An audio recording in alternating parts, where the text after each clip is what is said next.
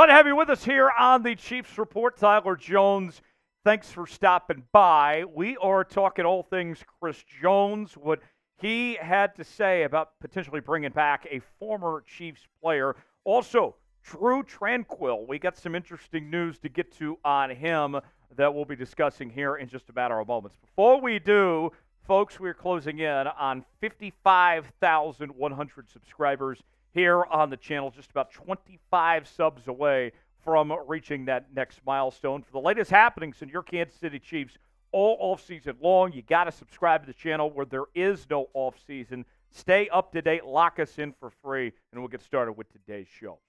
Let's start with some birthday wishes for Chris Jones, as Jones officially turns 30 years old today. A big happy birthday to Chris Jones.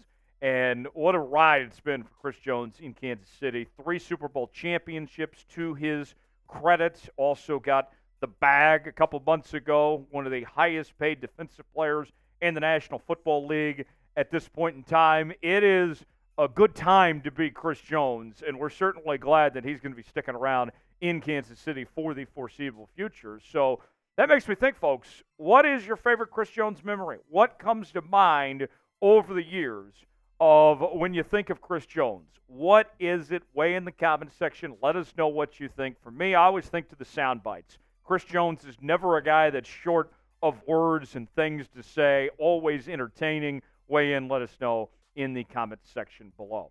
So let's start with this tweet that came in last night, or post on X, whatever you want to call it, that said the following. Chris Jones shared a post on Instagram pleading with the Chiefs to bring back Frank Clark. And here is an Instagram story that was also posted, as you can see, in the weight room. There is Frank Clark there, looking pretty slim, it would seem. And Chris Jones posting, please get him back. Stone Cold Jones 95, please help get him back, is the response that was written there on that front. So the case being made to bring Frank Clark back. Of course, Frank Clark won 2 Super Bowls with the Kansas City Chiefs, departed for the Denver Broncos last offseason. That was short-lived.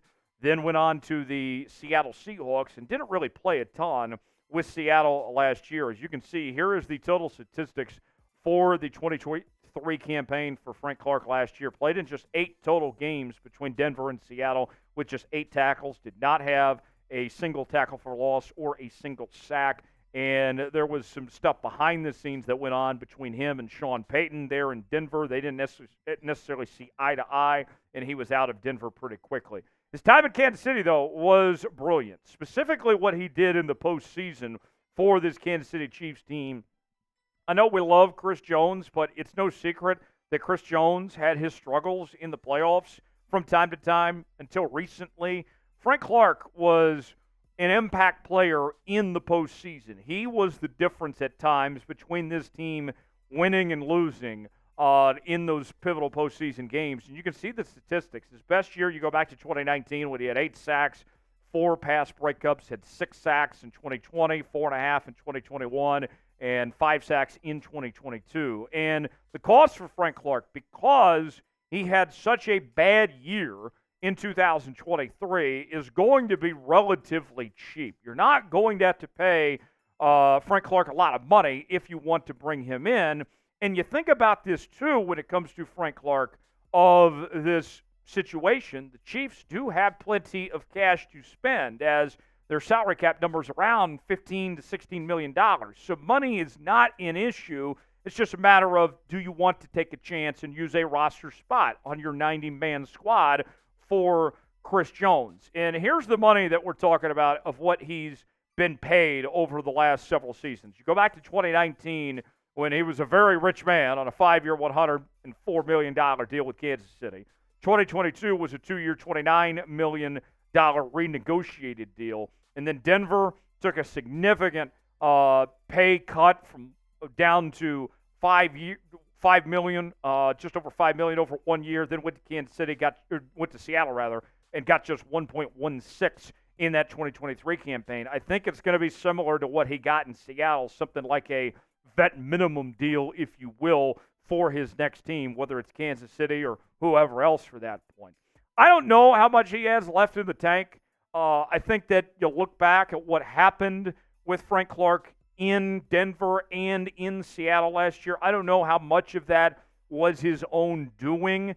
I think that it was not necessarily the right fit in either one of those circumstances. When you look at Sean Payton and him not being on the same page, Pete Carroll didn't really give him much of a chance, and there wasn't really a spot in the rotation for him.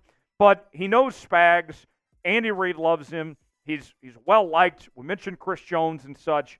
He would come in and immediately have a role within this Chiefs defense. And you're not going to put him in the position he was before. He's not going to be a starting defensive end for this Chiefs team. He's not beating out Karlaftis or Mike Dana, but he would be in the rotation and would provide another depth piece to make the Chiefs flexible at this position.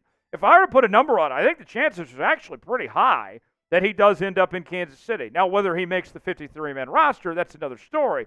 But as far as getting an invite to the 90-man roster and seeing if he still has anything left in the tank in training camp, I think the Chiefs are the most likely team to take this on. They know him better than anybody. I'd put about a 45% chance that he ends up getting signed by the Kansas City Chiefs to give him a shot and have a potential reunion here at this point. What do you guys think? What are the chances that the Kansas City Chiefs pull off a reunion with Frank Clark, a second stint in Kansas City for Clark? Scale it for me in the comment section, Madden style, 1 through 100. You saw my number. I said 45. What do you guys think? Weigh in and let us know. Got a great deal that we're offering Chiefs fans right now as we have Kansas City Chiefs T-shirts and hats. The combo is on sale now while supplies last. Still plenty of time to get yours before the NFL season begins. That way you can be representing your Super Bowl champion Kansas City Chiefs. Go see for yourself. Chatsports.com/KC Combo to get yours today. Might stumble upon some free shipping as well. That's chatsports.com/KC Combo. The link is in the comments and description of today's video. The folks over at NFL.com have named the Kansas City Chiefs' most underappreciated player. And who that is, we reveal. Ta-da! Drue Tranquill is the answer to that question, according to NFL media. Let's let them explain why Tranquill is underrated. Here's what they had to say. Tranquill provided it to be a godsend when star linebacker Nick Bolton was forced to miss half the regular season due to ankle and wrist injuries.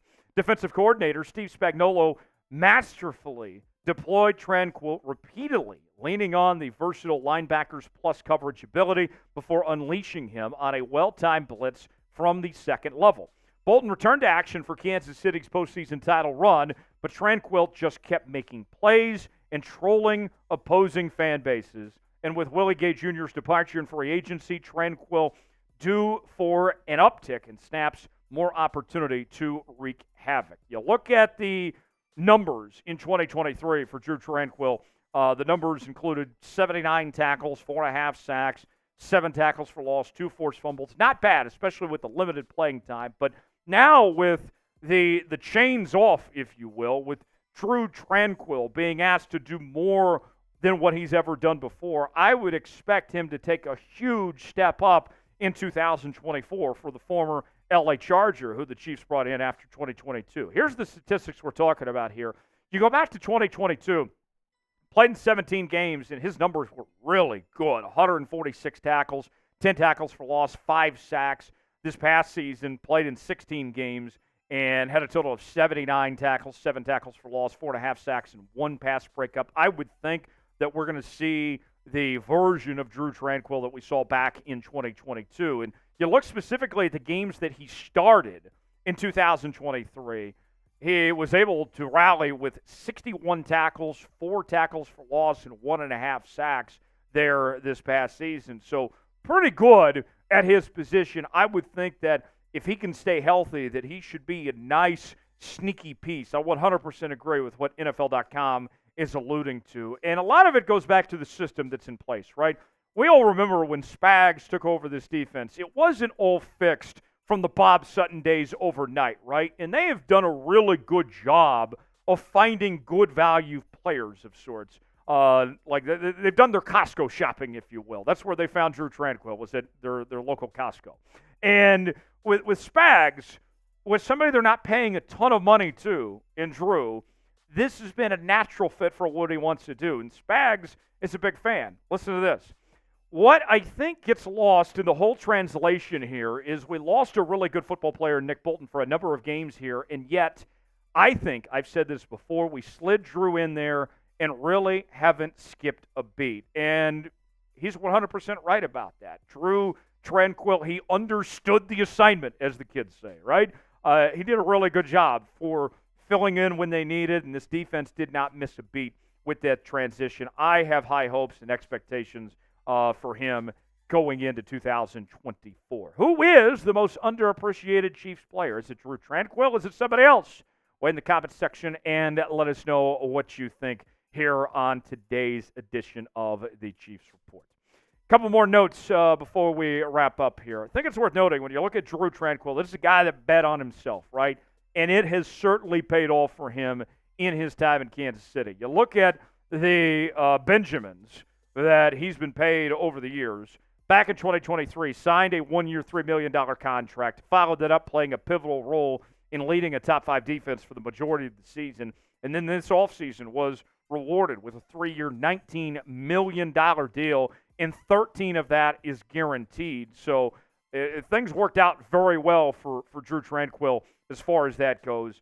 And he's going to be a big key. A lot is going to be asked of him with this absence with Willie Gay Jr. departing, but I don't expect this team to miss a beat, similar to when Nick Bolton was injured last year and Drue Tranquill filled that role.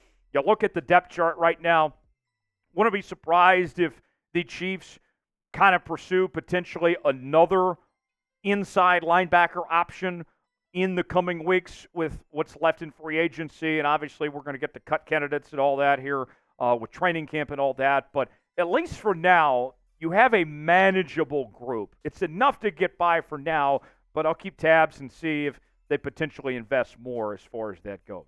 Thanks for joining us here on this edition of the Chiefs Report. You ain't alive if you ain't subscribed to the channel for the latest happenings on your Kansas City Chiefs all offseason long, where there is no offseason here on the channel. You got to subscribe now for free. YouTube.com/ChiefsTV. I'm Tyler Jones. We'll see you next time here on the Chiefs Report.